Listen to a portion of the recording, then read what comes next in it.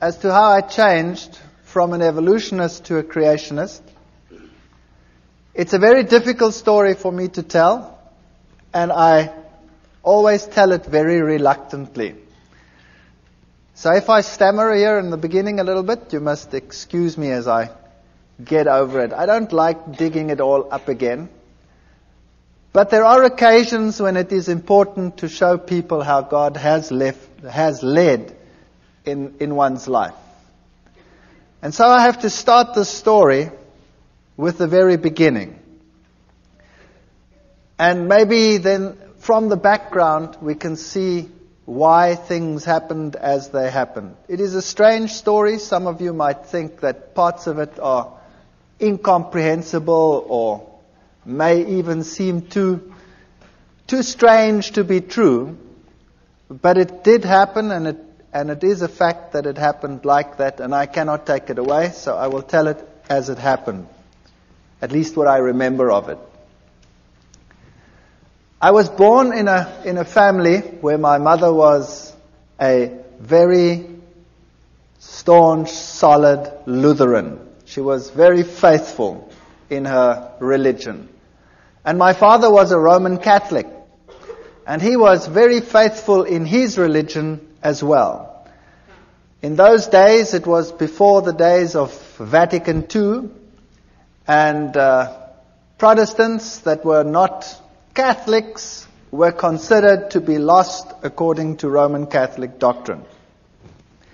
But in marriages between Protestants and Catholics, it was essential that the Catholic counterpart in that marriage was to promise that the children would be raised Catholic.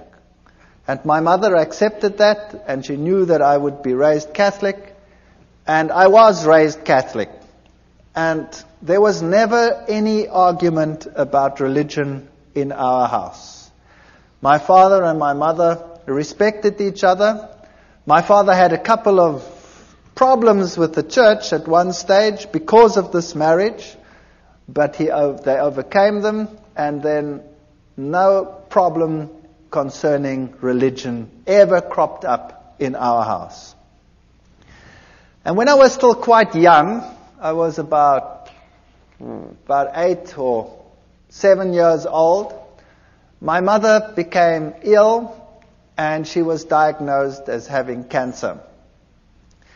And they actually gave her a relatively short time to live. They said she would have about 3 to 4 months to live. But she was a very tough lady, and she managed to stretch that to about 4 years. She died when I was 12 years old. But those 4 years were very, very miserable years. She really suffered more than anybody else that I have personally been in contact with. She lost one part of her body after the other. They had to do mastectomies, and then took out part of her intestines, and she had to have colostomies.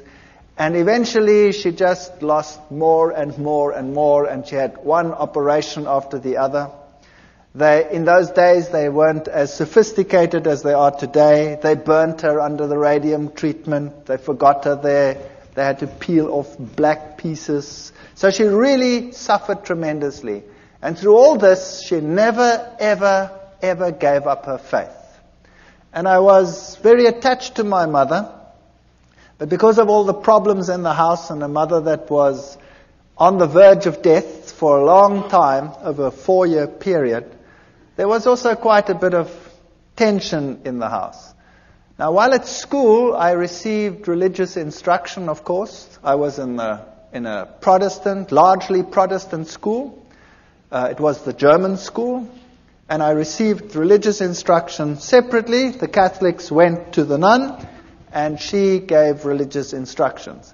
Now, I've met some very nice nuns in my life. And I've met nuns that are really gentle and soft people and are very nice to everyone around them. But this particular one, where I received religious instruction, was a very hard person, according to my youthful experience that I had at that time. And she would constantly tell me that it was such a sad thing that my mother, who being Protestant, would not see the kingdom of heaven, but that she would roast in hell forever and ever. And I resented this very much because I was very fond of my mother, particularly since she had such suffering in her life. And this carried on for about 4 years, while my mother was sick. And the more it carried on, the more rebellious I became about the teachings that I was confronted with. I used to attend church very regularly. I had to go to church every Sunday with my father. I went through all the things like communion and all the things that Catholics do. And I became so resentful in the end that I used to be incredibly cheeky in the religious instruction class. And I was then thrown out of the class and told that I was to sit outside in the courtyard. And then for a few years I had living hell in that school because the headmaster was somehow in cahoots with all of this. And whenever he spotted me, he used to thrash me. And I used to take this quite well. I can be quite arrogant, or I used to be very arrogant. Maybe not quite so much anymore, but if you bonks me on the bean, maybe the old man will surface. I don't know. I fight against him all the time. And he used to thrash me, and I remember distinctly I used to bend down, and he used to hit me 1, 2, 3 times. And I used to ask him, "Are you finished yet, or is your arm lame? What's the matter with you?" And he used to get so angry that he used to really whack me. And when he got to 6, then I'd say, "1 more, please, because then I can take you to court. You're only allowed to hit me 6 times. That's the law." So I wasn't very popular.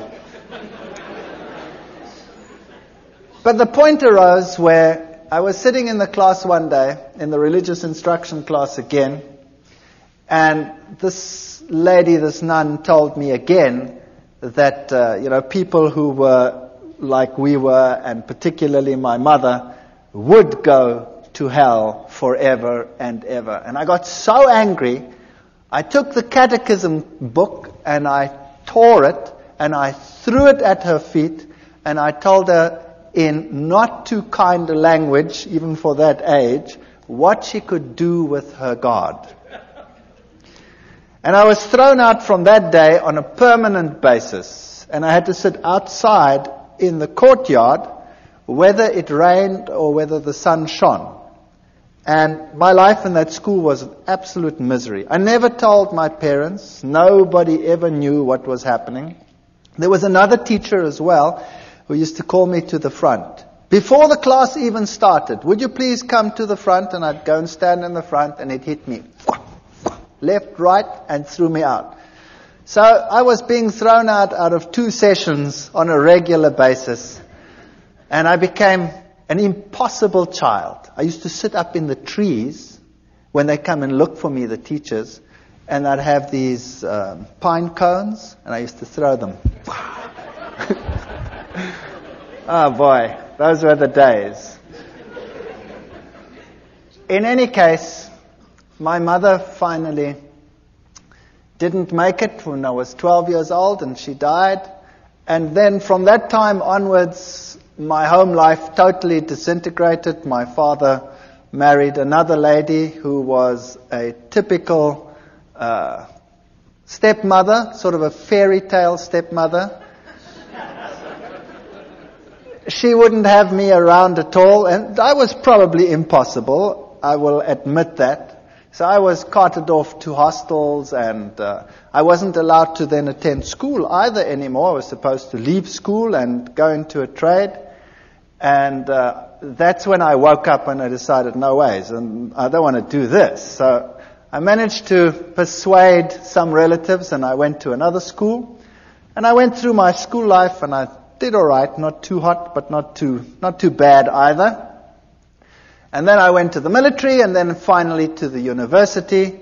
But from the age of 12, I never trusted or believed in God at all anymore. As far as I was concerned, if he did exist, he was a dragon, and I wanted nothing to do with him.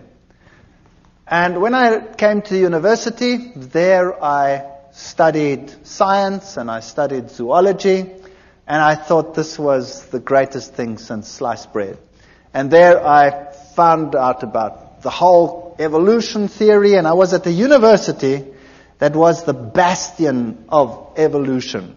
Evolution was dished up for all meals. Every class had an evolutionary basis.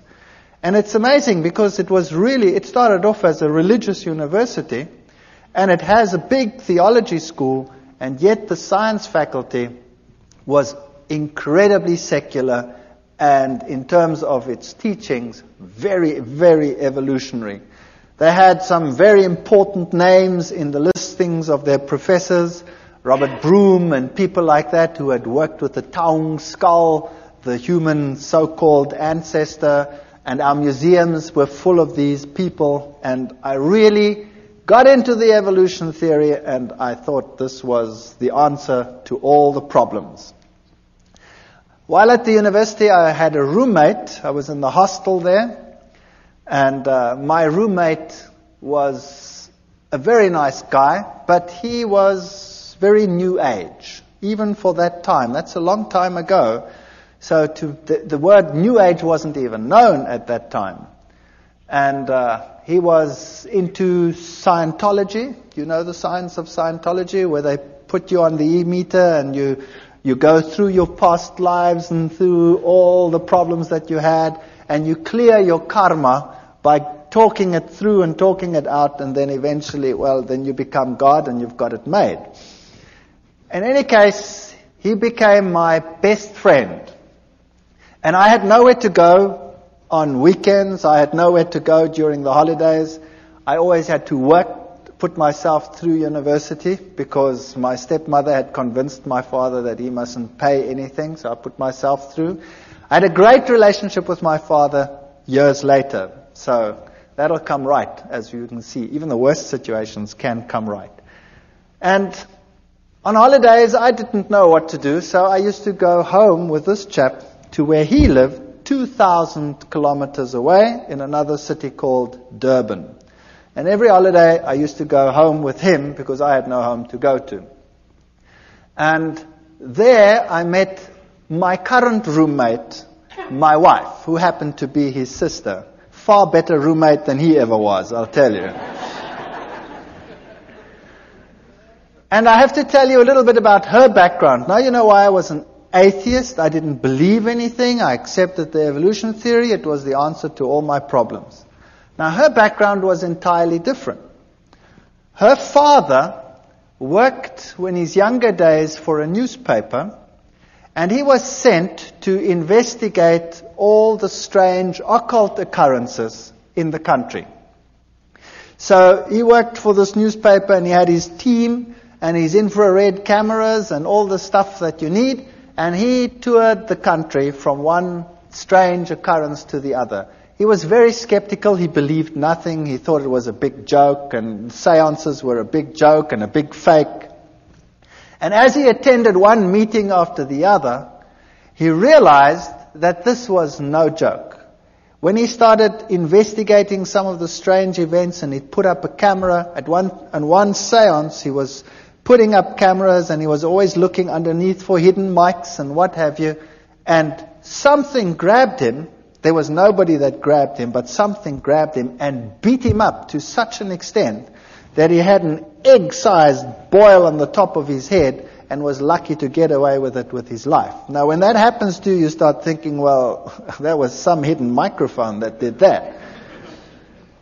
And he came into situations which were so strange that he became involved in them later. Situations like a house where, when the little child had been sent to bed, the shoes would come walking through the room. And another situation where a newborn baby used to scream hysterically, and when the parents came in, they'd always used to find the baby on top of the cupboard, newborn baby, out of the cot, on top of a cupboard, and they'd walk up and just manage to save the child as it fell down. Now he went to that house and he sealed every single window, and he had his guards outside because he thought, somebody was playing the fool. And he kept the lock and he waited there, and sure enough the child screamed and he went in, and there the child was on top of the cupboard, and he just caught it as it fell down. There was other occasions when in a certain house human excrement was flying around. And he sat in this house and it started howling, and the human excrement started flying against all the walls. Strange occurrences. Witchcraft of the worst kind. There was one house that was plagued by a baboon that used to come in and tear everything apart. That's a big ape. And it tore everything apart, and it terrorized this family, and they could never catch it. And then one day they shot this baboon as it came in, and it ran out, and the blood trail ended up on the veranda outside. And as they came out, the blood trail ended, and there lay one of the workers dead. So this was typical African witchcraft as you find it in Africa, in some places even today still. And this convinced him that there definitely was something going on, and he got into seances more deeply, and then he started learning that there were higher mediums and lower mediums, the riff-raff mediums for the lower people, the higher mediums who communicated with the better spirits. And this is how he became involved in this type of thing, and then eventually he moved into the New Age sort of movement and became very high up in this sort of agenda. He wrote books on it, and he was very well received in those circles. Later in life, my wife's parents got divorced, and he married a lady who was also very, very high up in the New Age movement. In fact, she is one of the instructors in the Course of Miracles. She teaches people how to become Christs and to perform miracles.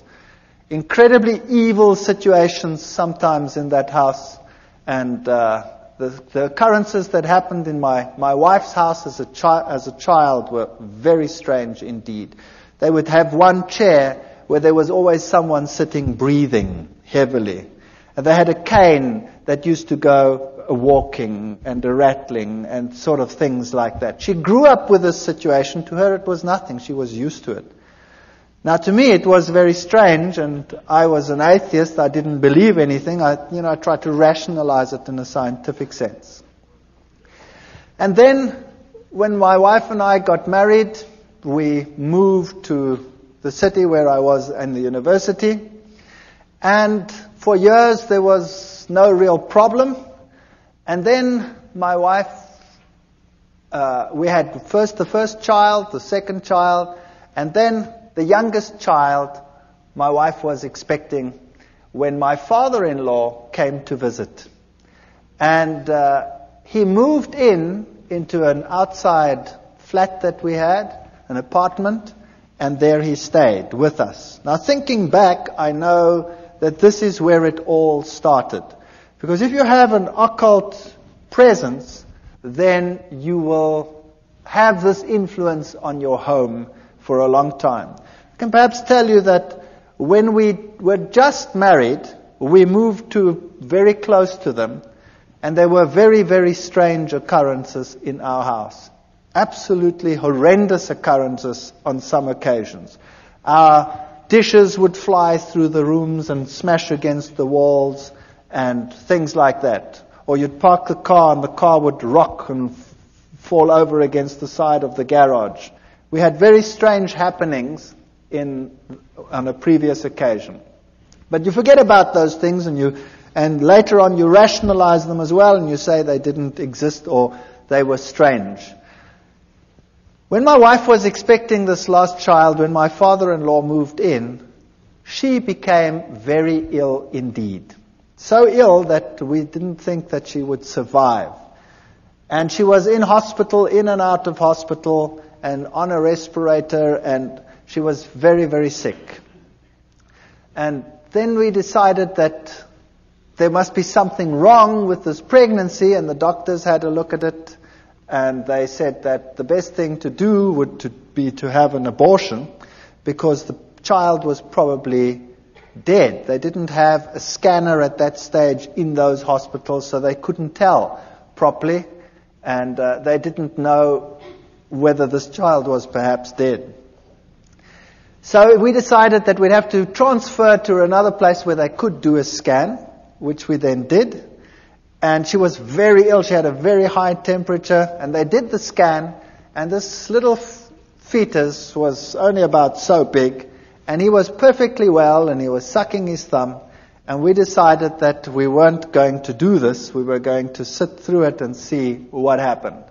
And eventually, through 9 months of hell, and of sickness and coughing, and more in hospital than out of hospital, my wife was discharged, the child was born, and this child was the most miserable child that you can imagine. He was impossible. He used to scream from morning till night. If you wanted to feed him, you had to wrap him round and round in a blanket so that he couldn't move his arms, or else he'd claw and scratch at you while you were feeding him. And if you put him to bed, he would scream and scream and scream. And so we had a technique where you sort of sit there and rock and rock and rock the bed until he finally falls asleep. Then you sneak off to bed and you try and fall asleep, and the minute you sleep, he screams again. And this carried on for months. It was absolutely chaotic.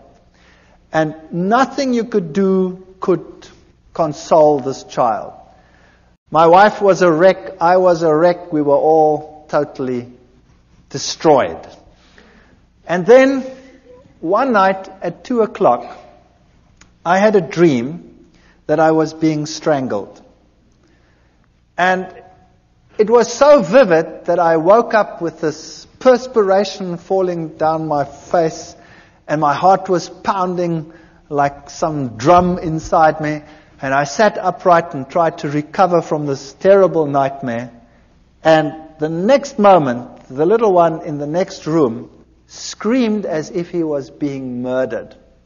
And my wife and I got such a fright, we stormed out of bed, ran to this little baby, picked him up, and as we picked him up, he started shaking violently. And his temperature would rise, and then he'd go into fever cramps. And so we rushed him off to hospital, and they had a look at him, and they had to put him in a refrigeration tent. They had a tent sort of that's cooled, and put him on a drip, and then it would be touch and go whether he would live or whether he would die. And he'd recover from this and come back home as impossible as he was before. And it would go fine for about 2, 3, 4 weeks. I can't remember what the gap was in between. And then precisely 2:00 at night, exactly 2:00, it was uncanny. We had a clock on our bed, and it was a display clock, so you could see exactly 1400 hours, and 2:00, whatever it was, 2:00 in the morning, that's when I woke up with this terrible feeling that I was being strangled. And I shook my wife and said, I've just had that terrible dream again. And then the little one would scream in the next room, and we'd run, and we'd pick him up, and the same thing would happen. It was so bad that we would think that we wouldn't make it to hospital, the child would die. There was nothing you could do. As soon as he started this screaming, his temperature would just rise. And it would just go so high that he would fall unconscious. Eventually they got to know us so well that the hospital had this place prepared for him whenever it was necessary. They didn't know what was the matter with him. They could never find out. On one occasion, the doctor said they have to do a lumbar puncture because there must be something wrong with his cerebrospinal fluid. Maybe he has some brain infection that is causing this. And I remember taking him to this hospital, and he was just a baby. And afterwards, he screamed so that my wife became quite hysterical. When the doctors came out, they said, this is incredible. There were 4 adults that had to hold this child down He was less than a year old, and 4 adults had to hold him down because he was plucking them around. So this little chap was, if anything, definitely very much possessed. And you can rationalize it if it happens once, and you can rationalize it if it happens twice. But if it keeps on happening for weeks and months on end, that at precisely 2 o'clock you have an experience in one room, and then immediately thereafter there's a scream in another room, then the law of statistics tells you that no matter how atheistic you are and no matter how scientific you try and be about this issue, the two incidences are connected. And I was sitting in the hospital one day. My wife and I took turns to be with the little one, and he was in a very bad state. And it had happened for the umpteenth time. And there I was in the hospital, and I was marking papers. I remember it as if it were yesterday. I was marking. And all of a sudden, in this refrigeration tent, this child started shaking. And he started getting one of these attacks and fits in his bed. So I went and ran and called the nurse, and I picked him up. And he shook so that he tore the drips out. Now, this child had been on so many drips that they couldn't find the veins anymore on his arms or on his legs. So they had to put it into the veins here on the head. And he shook so that they tore out. Now I've got this child in this fit, and I've got this child with this thing torn out, and he tore the vein completely, so the blood was running down his face. And it was such a horrible sight that I went crazy. I couldn't handle this. And eventually he calmed down, and they put him back in the tent, and they got the drip back in, and he managed to survive the night. But that night I sat there and I said to myself, what can I do? There is no medical help. Nothing can help us. And the two incidences must be connected. Where do I find help for this situation? And they tell me, once a Catholic, always a Catholic. And as I was sitting there that night in that hospital, mulling over these things, the images of the Catholic Church and its power over demons, and the film The Exorcist was just in circuit. And I thought to myself, perhaps I can go back to my old church and ask them to help me. So I made a resolution that I would do that because I had no other way out. And the next day I went to the Catholic Church, and the Catholic priest was sitting in his room, and I remember this as well too. He had the glass there, and there was a brandy bottle there, and he wasn't too sober. And I went up to him and I said to him, I'm a Roman Catholic, but I don't come to church, and I have a problem. And he said, well, what is your problem? He was very nice. And I said to him, well, I'm an atheist and I'm a scientist. I don't want to talk about this thing like that. And I sort of ummed and ahed, and I said, well, I have a problem at home. He says, well, what kind of problem? I said, well, it's a problem concerning strange happenings in my home. And he says, oh, no. I want nothing to do with that. And he said, it's not my field. Give me your name. Give me your telephone number. We'll come back to you. So I gave him my name and my telephone number. All I'd said was, I have strange happenings in my home. That's it. And I went home and I thought, well, that was a lot of help. Thank you very much. And I wasn't home very long when I got a call from another priest. And this one sounded very sophisticated. And he told me whether I would like to meet him at a monastery nearby. So I went to the monastery, and there was this old man. And he was so impressive. He really made such a powerful impression upon me. He told me to sit down. And then he started to tell me what the problem in my home was. And my mouth fell open. If there was a fly, it would have gone straight in. He told me there was a problem in my house, that Satan was trying to kill my son. and that we were being terrorized. And I said to him, that's impossible. How do you know that? I never said anything to anyone. He says, never mind how I know. I also know, he said, that the problem in your home is so severe that it will take the highest levels of action in order to get rid of it. And we will also have to say a mass in your house. And then he said to me, it is illegal for me just to say a mass in any house. To say a mass in a private house, I need to have permission from the bishop. And I already have it. Here it is. And there was the signed permission from the bishop to say a mass in my house. He knew beforehand what was going to happen. He knew beforehand that he needed the permission. And everything was arranged before I even told them what the problem was.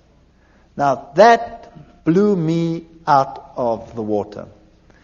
Then I said to him, fair enough, then you can come to my house and you can do whatever you have to do.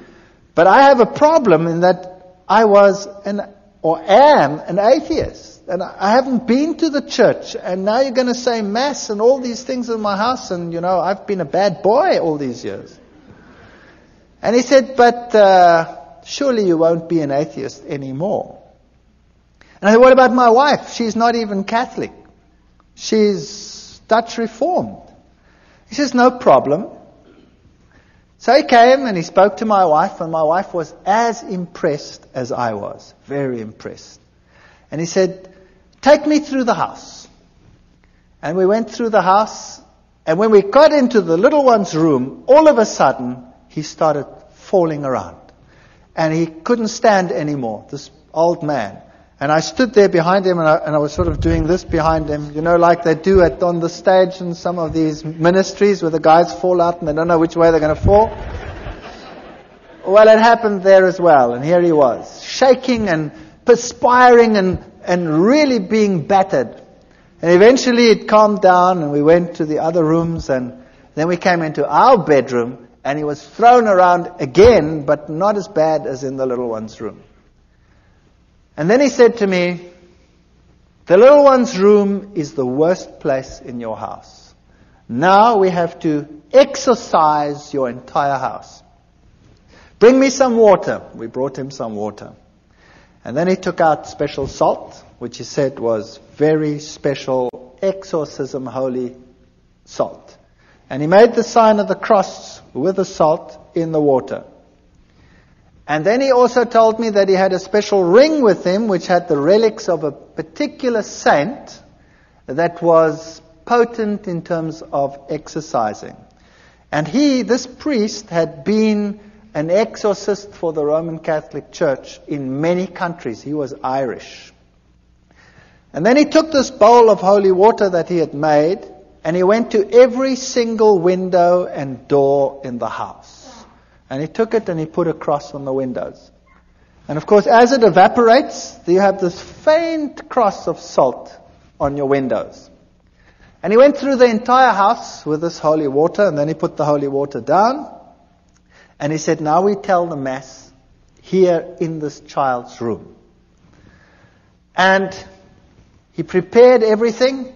And as he was preparing, we had lots of pets in our house. We had a dog and 2 cats and you name it, all the good stuff that one has when one has kids in the house. And as he was preparing, all of a sudden, all the animals came running into this room. And there they sat. And I looked at this and I said, well, this is weird. What's going on here? And he did the Mass. And then before he left, he said, what you have to do now is above every child's bed, you have to put the following. And he took out of his pockets amulets from Lourdes, where Mary had appeared. And he gave an amulet from Lourdes. He said there were many fake ones. This was the real thing. And we had to put it above each child's bed. And then he did an amazing thing. He took his ordination cross off. And he gave it to me and he said, this one you put over the little one. I hate it when the devil destroys little children. And we hung it up over there, and my wife was giving pottery classes at the Technicon at that time, and she'd made a very beautiful pot, and so she decided to give it to him as a gift, because how do you pay for what he did? I mean, what do you do? So she gave this to him as a gift, and he said, this gift is so precious, I'm going to give it to the nuns that are in a certain monastery where they never ever come out and see civilization. And then he left. And that night, we're very expectant. We take this little child, and he's quite happy, really, not screaming as usual. And we take him and we tell him it's time for bed. Now, normally that was enough to have blue murder in the house. And he was quite happy. And we put him into this bed. Now, he was only just starting to toddle. And we put him into the bed. And this child had always, when you put him into bed, gone into a fetal position and started bashing away and screaming and going blood red and going totally crazy. That night, we put him into the bed, and he rolled onto his back and laughed. And he put his arms out like that, and he did goo-goo sounds like little kids do, and he fell asleep. And for the first time in his life, he slept right through the night. And the next night, he slept right through the night. And the next night, and the next night, and the next night, and the next week, and the next month. And here was I, the hard-nosed atheist scientist who knows it all. And here was peace and quiet in my house. And then I realized that I do not know it all at all. And I said to myself, now what am I going to do? Here is a major problem in my house, and the church solves the problem. Now, am I going to ignore it?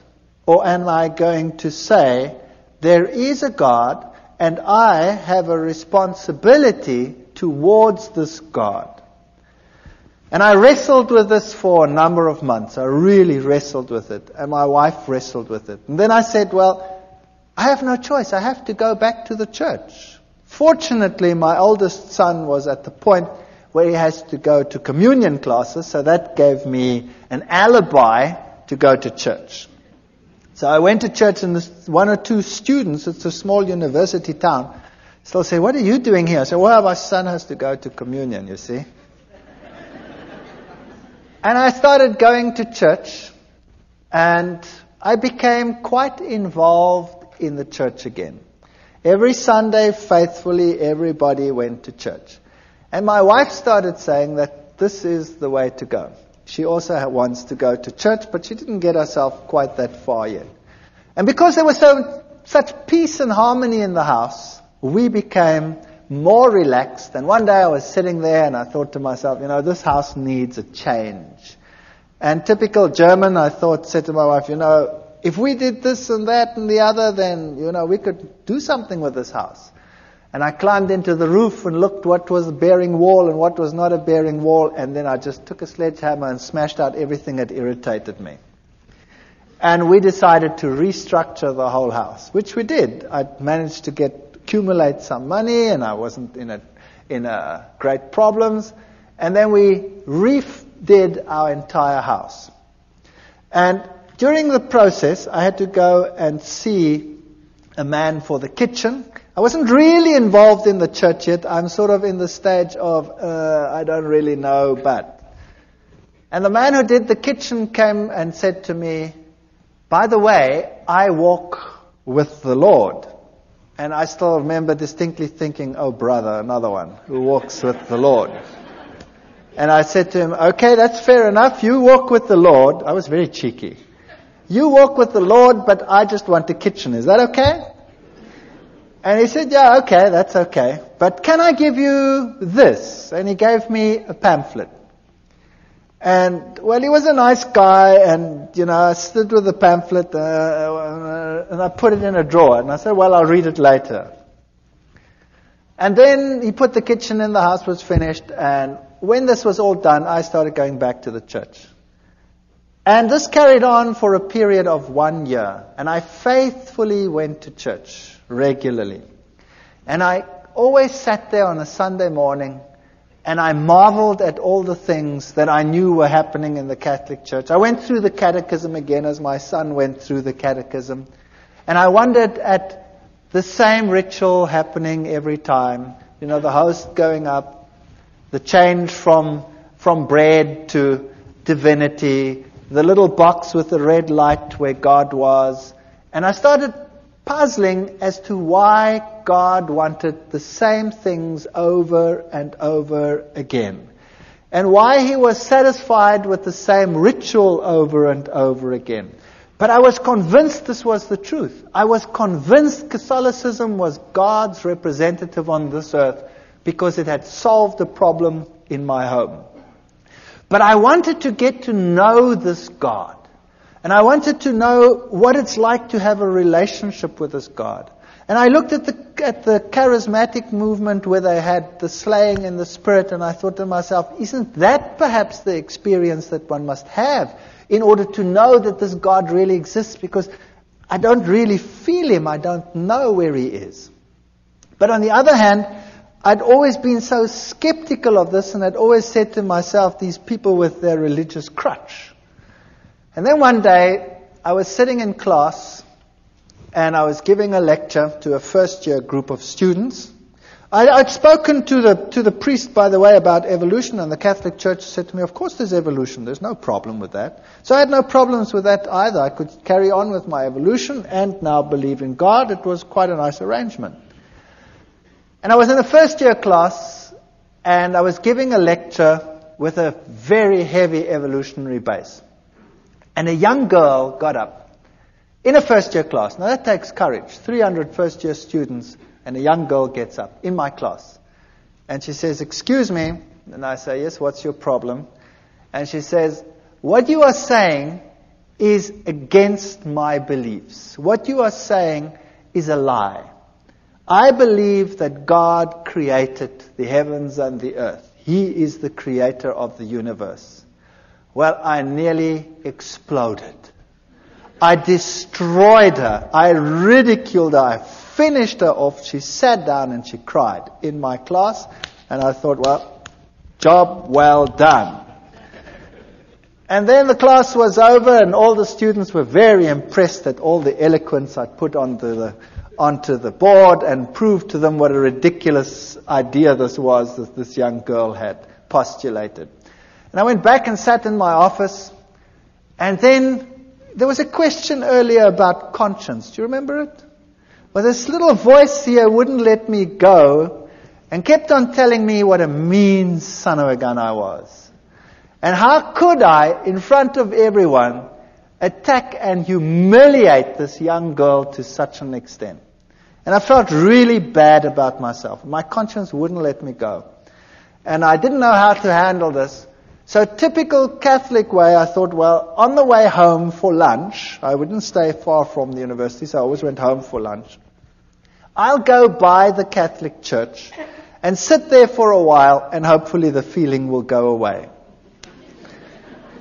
So I drove past and I went into the church and I sat inside, and it was locked. The door was open. You could come to a few pews, but around the altar it was locked, because thieves had been stealing.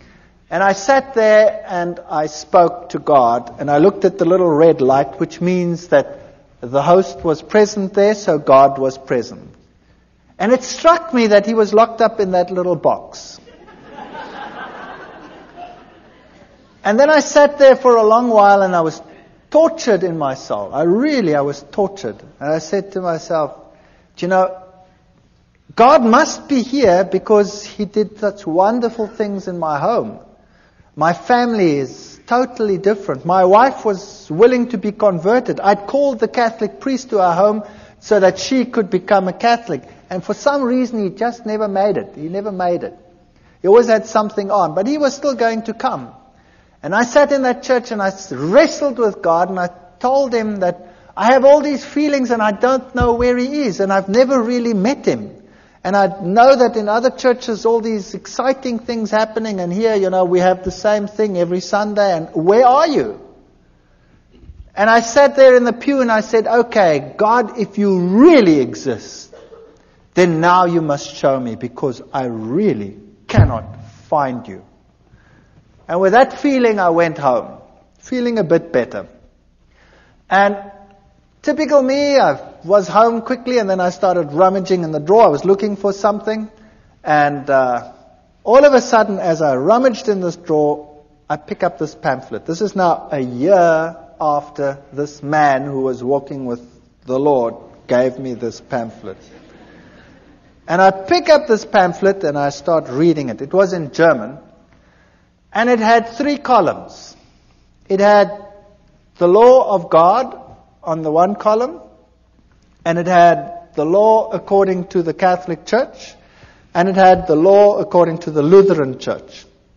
And then it explained how the commandments had been changed by the church, and it had the Bible texts of how it had been changed. And I thought to myself, now, what rubbish is this? This is absolute garbage. And I said to my wife, I didn't say that, I called her by her name. I said, have we got a Bible in the house? And she said, no, I don't think so. I don't think there's a Bible. I said, surely there must be a Bible in the house. We've been going for church for almost a year now, and there's no Bible in the house. There were lots of catechism books in the house. So I grabbed the catechism book and opened it up and looked, and sure, the commandments as on the pamphlet were identical to those in the catechism book.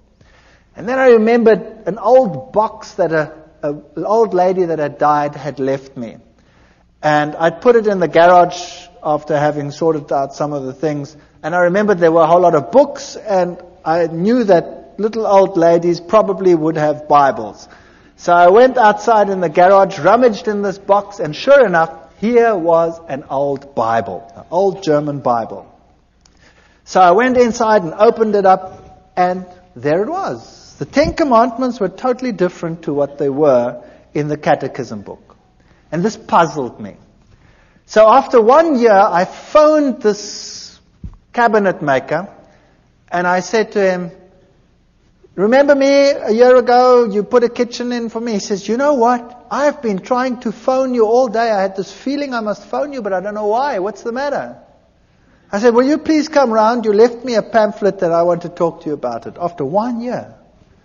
And he came round, and he was a nice guy. And we started talking. And then we started talking about the scriptures and about the Bible. And we started talking about the book of Daniel and the prophecies pertaining to Daniel chapter 7. And I went through it with him, and we wrote, and we worked till about 3 o'clock in the morning.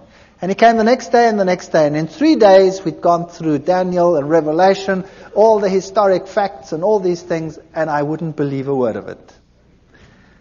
And then I decided that the only way we're going to resolve this is if I check whether every one of those facts is really so. Whether those kingdoms and those kings and all these things are really so. So I went back to the university, to the history department, the theology department. I got everything that I could lay my hands on, and I checked and verified, and it was really so.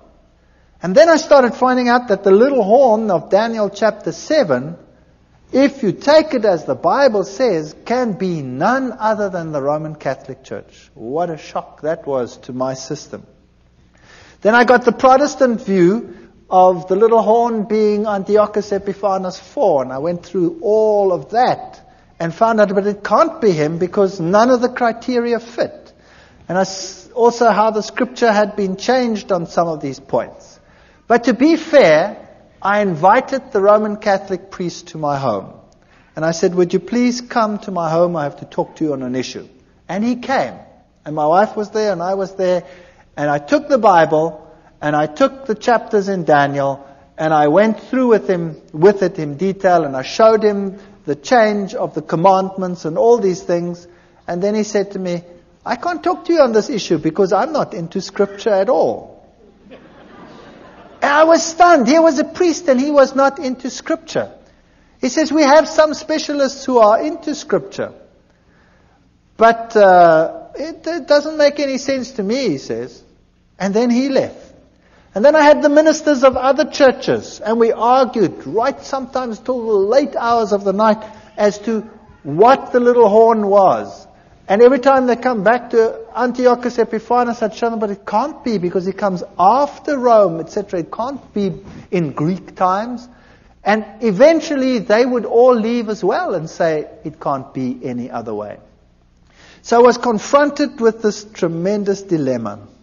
And then the worst thing of all was we started talking about the Sabbath, this other man and I.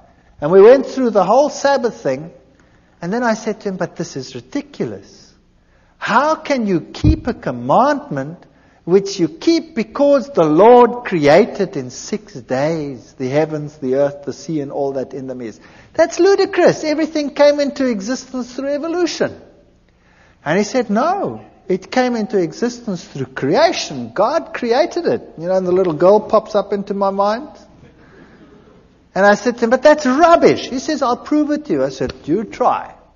And he tried. The next day he was at my house with a pile of books like this. All on creationism. And he gave them to me. And I remember going through those books. I was sitting in my office. I used to give my class and run back. And I went through those books very quickly. And I gave them back to him in a very short time period and said, there are your books. And he says, what do you think? I said, I've never read so much garbage in all my life. So he said, don't to worry. And he brought me another pile like that. And I went through that lot, and it was so confusing and so full of garbage. So I gave it back to him. And I said, it's so unscientific. I cannot accept this. So we argued about God being a creator or not a creator, and I would kill him with science. I had all the terminology. I was a lecturer. I was an evolutionist. I knew what to tell these people. I've been trained to wipe out people who oppose, the scientist on any of these fields. And he got so frustrated with me. And then one day he was so frustrated, he said, you know what? I said, what? He says, I haven't got a problem with evolution creation. You have a problem. You solve it.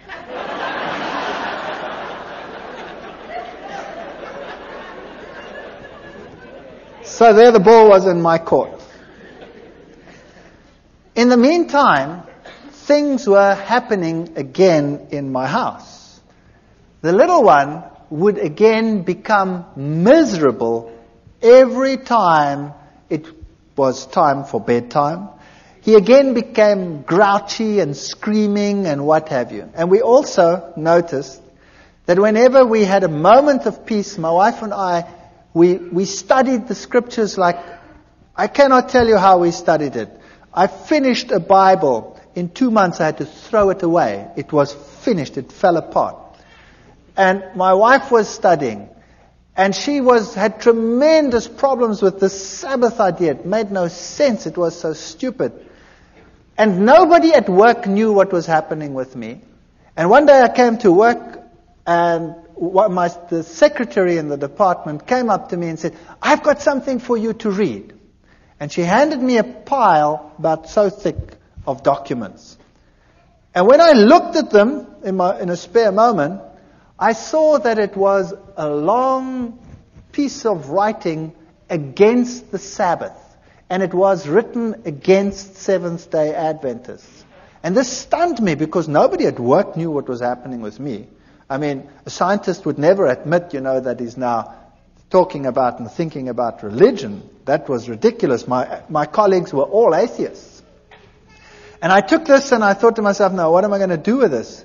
I haven't got time with this. I'm wrestling with evolution. So I gave it to my wife. And I said, here's fodder. You go through this. Maybe there's a way out of all this. And she meticulously went through every statement. It was really a thick, thick thing written against it.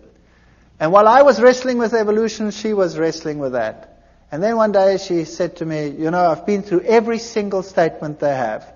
And every single one, I've put it next to the Bible. And every time, this is the word of man and the Bible has something else to say. So this document here has now convinced me that the Sabbath must be right. That was something. So a document written against the Sabbath proved to her that the Sabbath was actually very important and right. But I still had a problem. a major problem. I couldn't accept it because I'm not going to keep a day for creation that took 6 billion years, let alone 6 days. And the ball was in my court, and at that stage, everything started going wrong again in my house. And when we picked up the Bible, the little one would go hysterical. Whenever we had a spare moment, he would go hysterical. And eventually, he took a bottle of wine, we'd been drinking wine, and he smashed it. I wasn't in the room at the time, but I just heard the glass breaking. And then we came out and he was walking all over the glass. And his feet were cut to shreds. His big toe was almost severed. So back to hospital. They sewed the toe back on. And it was a nightmare from then onwards in our house. And I was wrestling with the Sabbath issue. And I stood in the library one day. We had the biggest evolution-based library in the Southern Hemisphere at that university. And I said to myself, there must be a solution. And I said in my mind, God, if there is something wrong with this theory of evolution, then I haven't found it yet, and you must show me. Because nobody else can show me. And I went into this library, took out a book, and as I walked out the door, a colleague stopped me and he said, hold it. There's another book you must take, which is the same book as that one, but the new edition, it's on the back shelf. Very strange. So I went to the back and I took that edition as well. I took them both and I went to my office. And then I started reading. But I started reading them both at the same time. And then as I looked at the one, the old edition would say that there is a major problem with the cetaceans, with the whales, because they appear suddenly in the fossil record fully formed. And there is no evidence that the one gave rise to the other. The new edition would couch it all in scientific terminology, would say cetaceans have an ancient origin and evolved from such and such to such and such and such and such and such and such. And I went through them, one model after the other, and the old one would admit to the problem, the new one would never admit to the problem. And that's when I started thinking, wait, there's something wrong here. There's something fishy here.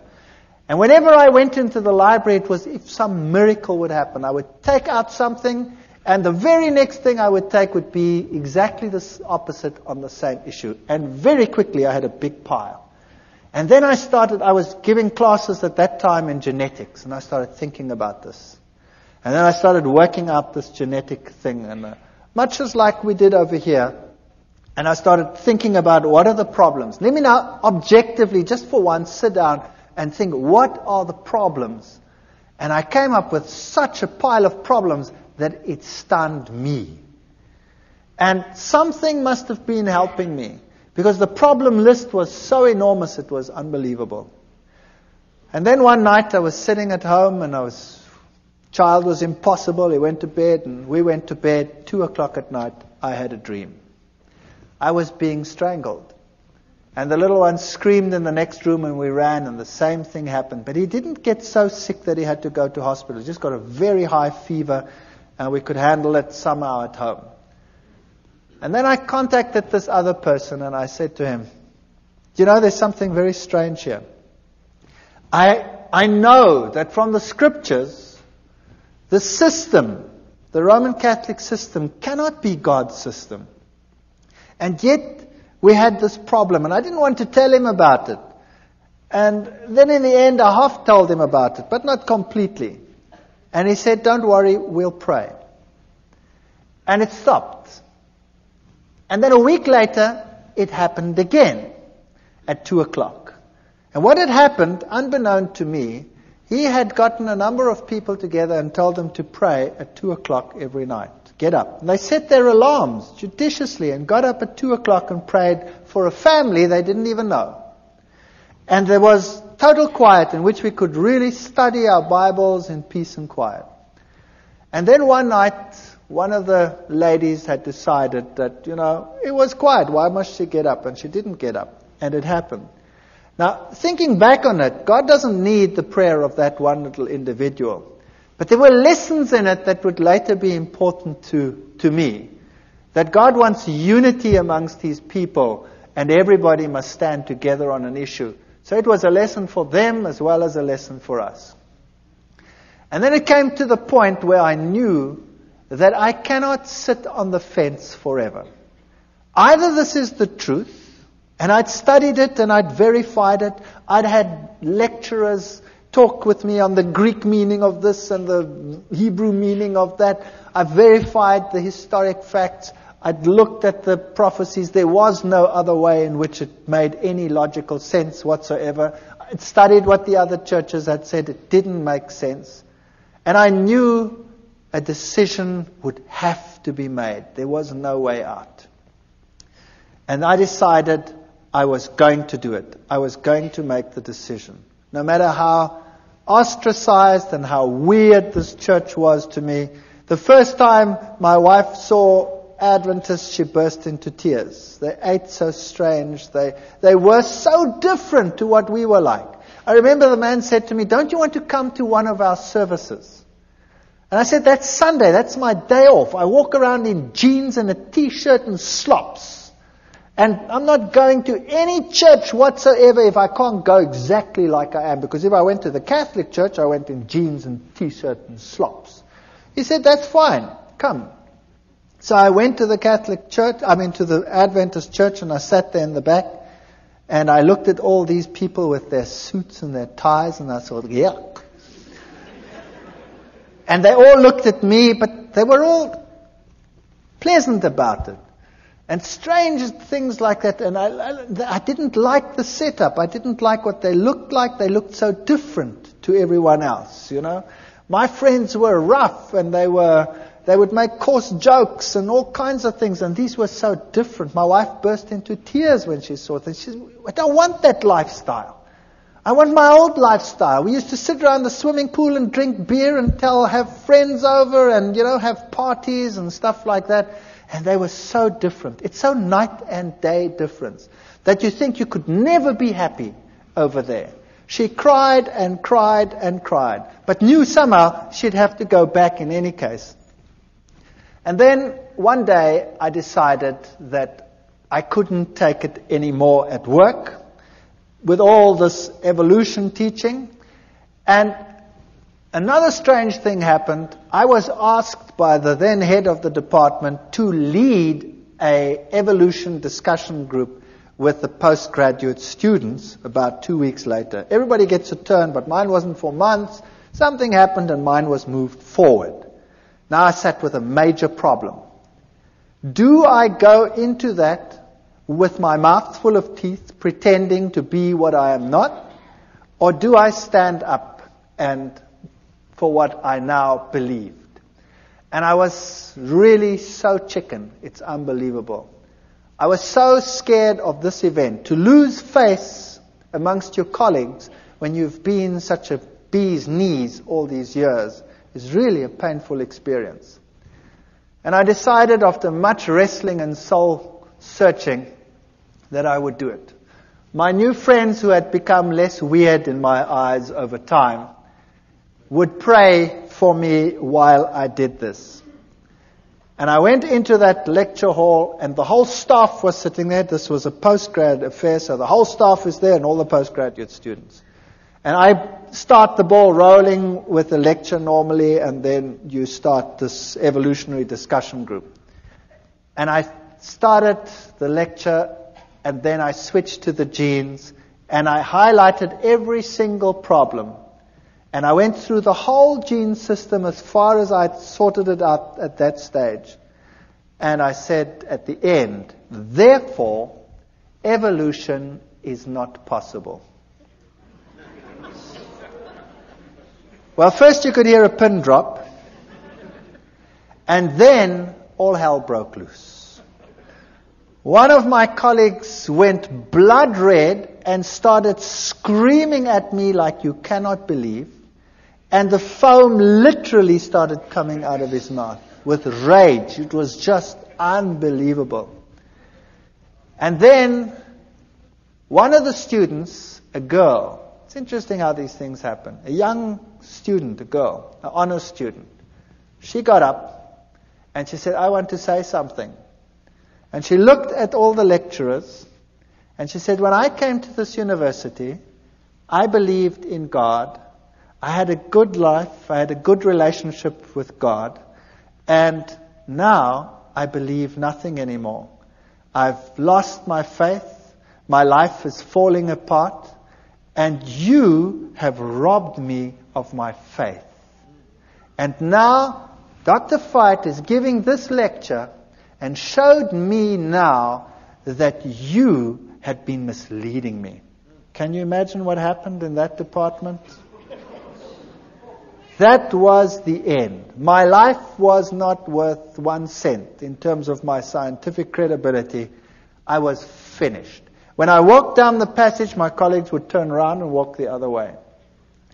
And I decided there and then that it was impossible for me. Then we had a meeting, a special meeting where they decided that the basis of all teaching must be evolution. And of course, I couldn't go along with that. So I decided I would resign. So I resigned.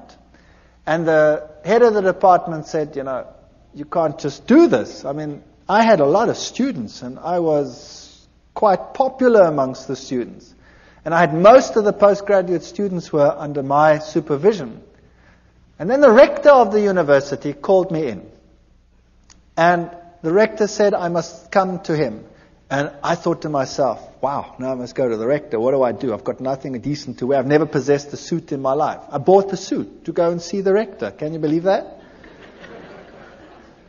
And when I put on the stupid suit to go and visit the rector, something struck me between the eyes like a hammer blow.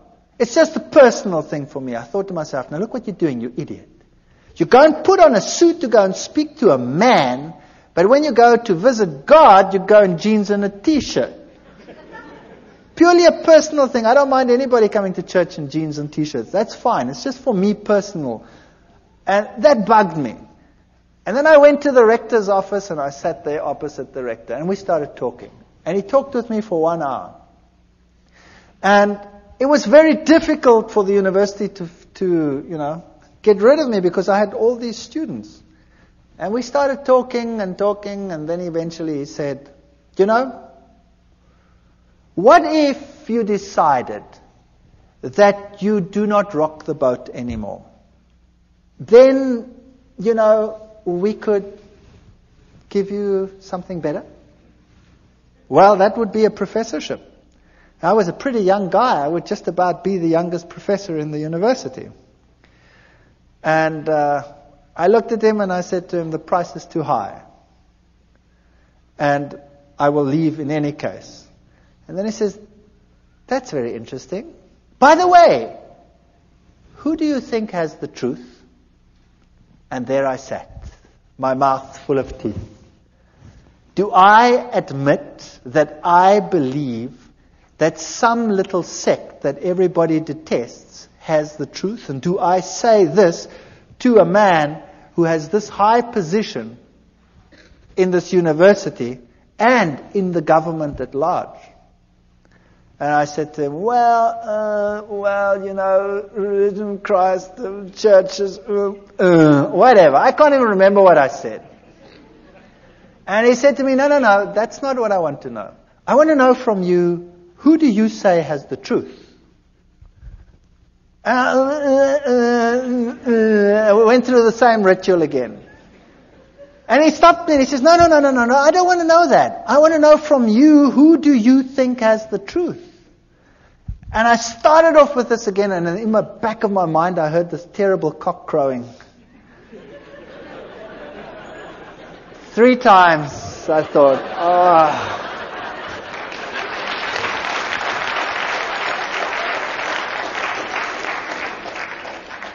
And I said to him, I think it's the Seventh-day Adventist Church that is preaching the truth. And I thought, no, that's it, I'm a dead man. And he said nothing, not a word. He just said, thank you very much. Congratulations on your choice, and I hope things go well with you. And that's it. And I've resigned from the university. And I put my house on the market, and the very first guy that walked into my house said, "Wow, what a house," and he bought it. The very first guy. And there I had this money, and I knew now my scientific credibility in the world was over. University was a career that I'd given up for my faith, and God would take care of me from now on, and things are going to be just honky-dory. I'm going to now take this money, and we're going to do something great with it. We're going to start a little farm somewhere, and we're going to get people to come, and we're going to witness, and we're going to do great things with all this money. And I got some guys together, and we started this thing. And then we planted wheat, and the wheat grew like crazy. And it stood so high that the farmers in the entire district came and said, "You guys, you were at university, you know something special." And I said, "Well, nah, we're doing exactly the same thing you're doing," but I think to myself, it's because we're walking with God now. That's why our grain is so much higher than yours. If you would do the same thing, then your grain would also be better. You see, once a Christian boy, everything will go just great. And I was quite happy to be out of the university, and we moved out to this place, and we started this whole thing going. And then our money was all invested in the land, and we invested lots more money on loans and things for whatever is necessary to put in the wheat crops and all this sort of thing. And then a flock of birds arrived, such as you have never seen in your entire life. And they ignored all the farms with the little wheats on them, but they sat on mine and made it home. And they were just stubbles. And then, you name it, it went wrong. Sanctions came in against South Africa at that time. The economy was totally destroyed. Interest rates that had been at 3 and 4% shot up to 28, 30, 36% in some cases. And loans that were nothing to repay became a total nightmare. And the only means of making money was taken away, and we were totally destroyed. Everything I ever possessed was gone with a wave of a wand. It just ran through my fingers. And all the crutches that I'd been leaning on were gone. And the birds ate my fields. And I said to God, "How can you do this to me? How can you destroy me? How can you allow this to happen? And I have no means of supporting myself. I have nothing. My scientific credibility is zero. I can never go back to my previous job. I'm finished." And it got worse. And it got worse. And eventually we had nothing left. No food, no nothing. And my wife and I and the children, we sat down and we talked about it, and we decided, if this was the truth, and I don't believe that all the things that had happened were from the other side. You see, when I made my decision, that child of mine had changed. He became a totally different child. Whereas before, he wasn't sick, but he had a dark, somber look in his face.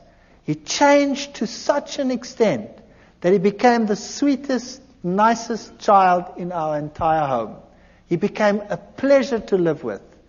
And I knew that what had happened before was a ruse. I know the Bible says Beelzebub wouldn't drive out Beelzebub. But what had happened in my house is that he wasn't driven out by Beelzebub. When the Catholic Church had come and done its thing, Satan had told his demons, "Stand back." And when you stand back and allow the child to lie back and relax, they will be ensnared twice as much as they were before. And it happened. But after we made our decision, this child was completely cured. He is the most spiritual of all my children. And he is so different that I knew that had to be from God. It was a totally different ball game. The other interesting thing that happened was That same Catholic priest, after all this time, more than a year, out of the blue, while I was wrestling with this decision, phoned me. And I picked up the phone and I said, "Hi."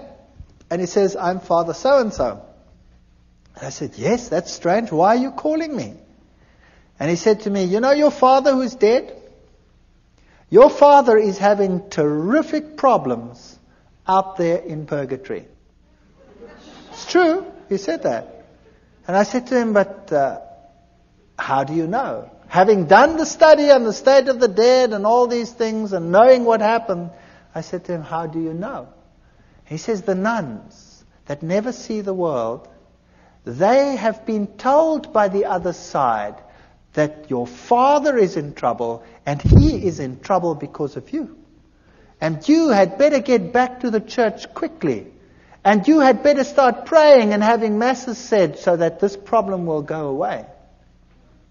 And I said, "Thank you very much for the information," and put the phone down and remember thinking, "You're too late, devil.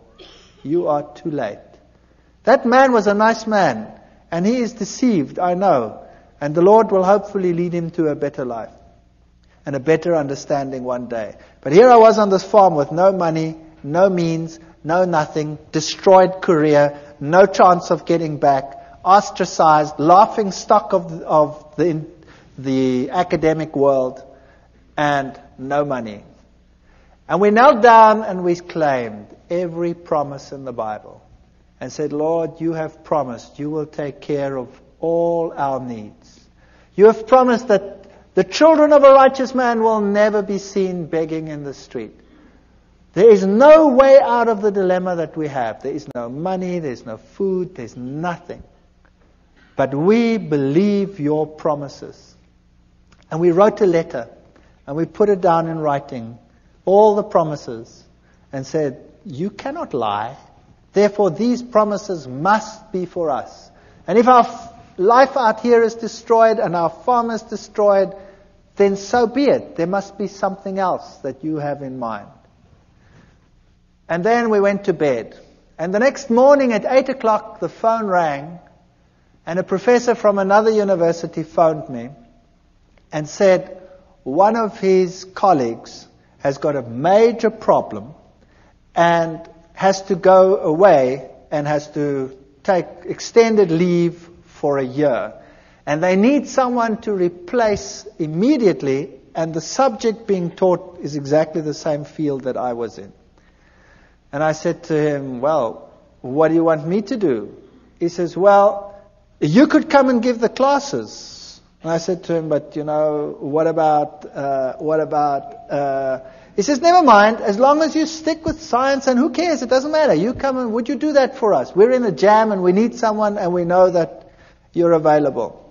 And I said, "Well, that would be great. Thank you very much. When do I start?" And he says, "Well, we'd have to get it through the committees and probably in 3 months' time." And I said, "Okay, thank you very much." Put the phone down and said, "Nice try, God, but in 3 months' time, I'm dead meat. I've got nothing to eat." And I was so depressed. And then about 20 minutes to half an hour later, the phone rings again. And it's the same man. And he says to me, "Something strange just happened." I said, "What happened?" He said, "I went to the rector's office to have him sign this thing so we can start the ball rolling. And the rector says, I have no time. I have no time for committees to call them together to get the process rolling. What is it you want?" And I explained to him what I want, that I have to replace it. And he said, "Come here, I'll sign it." And he signed it and he said, "Appoint the man. He can come tomorrow if he has to." So I said, "Wow. So when do I start?" It was Thursday.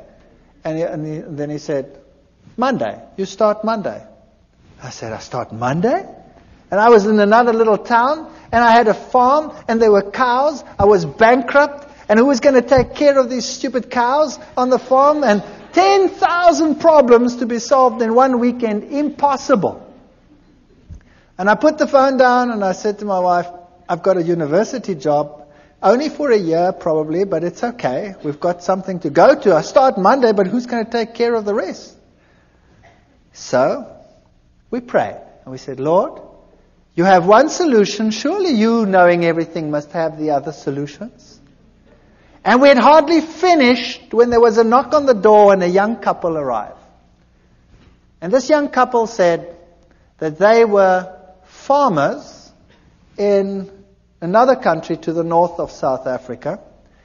And they were Seventh-day Adventists. And they had been working for another farmer, and he had told them if they are not prepared to work on the Sabbath, they must go, and he'd kicked them off the farm. So he had lost his job because he kept the Sabbath. And he said to me, I've got nowhere to live, I've got nowhere to stay. I said, would you like to live on this farm? And he said, sure. And I said, I can't pay you anything. He says, that's okay. You don't have to pay me anything. Can I live here?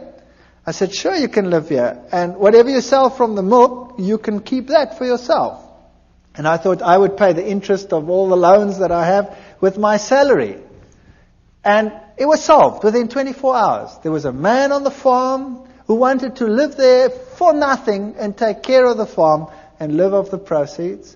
And I had a job at the university. And I went to this university and I started teaching. And for the first few weeks, of course, I had no salary, no money. Also another miracle, within that same period, I got a house in the middle of a month. And I didn't have to pay till the end of the month. My kids went to school and they got clothing, school clothes. They wear uniforms in my country.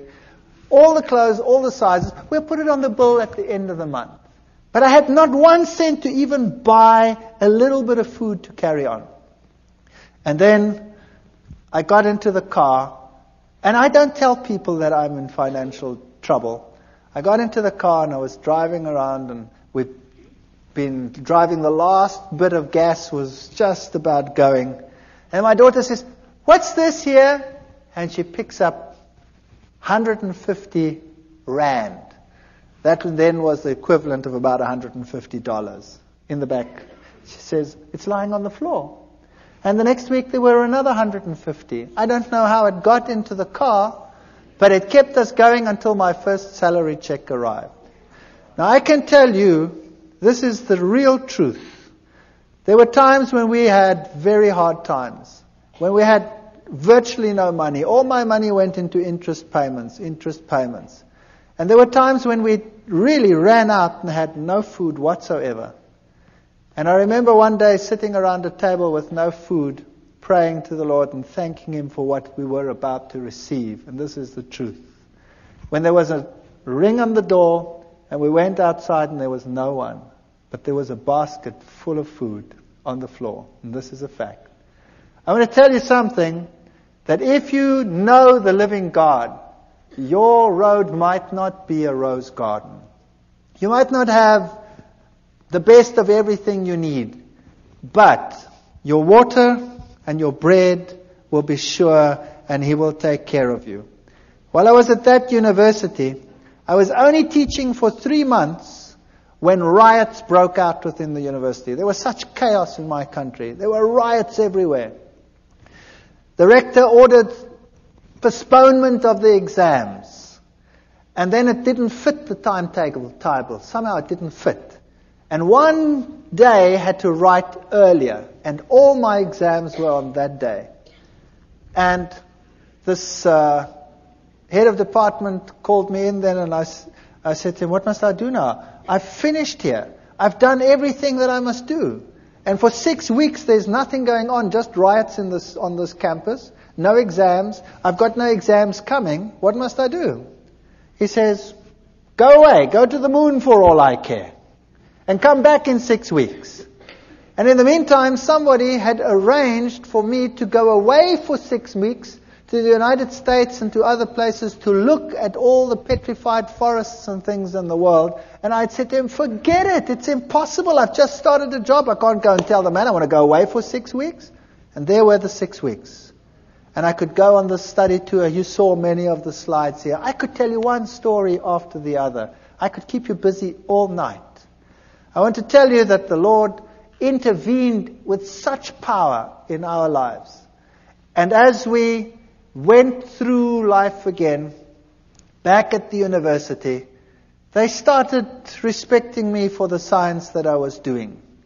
And eventually I was given a permanent position.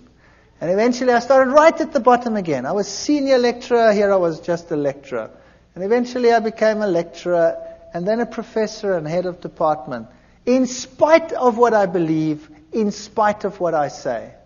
So if you think that God cannot take care of you, I want to tell you, He can do anything.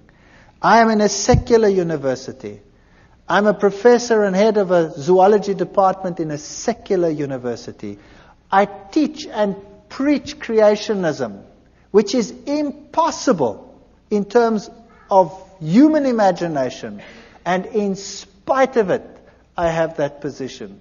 Never be afraid to stand up for the Lord and for His truth. If you are genuine, God will take care of all your needs. I don't know whether it will be forever. Sooner or later, someone will close the tap.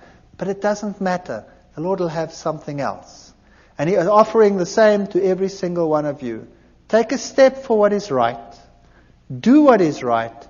And the Lord will fulfill every one of His promises. Thank you.